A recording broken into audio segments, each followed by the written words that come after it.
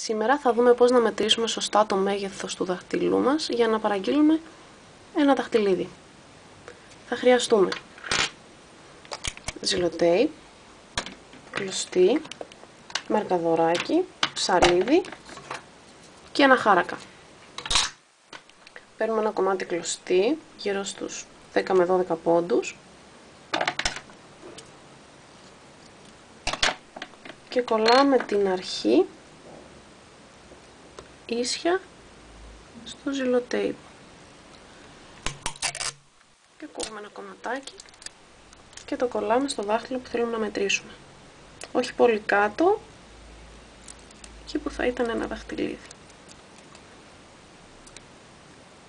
Γυρνάμε περιμετρικά την κλωστή, όχι πολύ σφιχτά ούτε πολύ χαλαρά, να μας ακουμπάει, να αγκαλιάζει το δάχτυλό μας. Παίρνουμε το μαρκαδοράκι και μαρκάρουμε εκεί που συναντάει την αρχή της κλωστής. Το ξεκολλάμε από το δάχτυλό μας, το κολλάμε κάτω για να είναι πιο ακριβή η μέτρηση και παίρνουμε το χάρακα για να μετρήσουμε.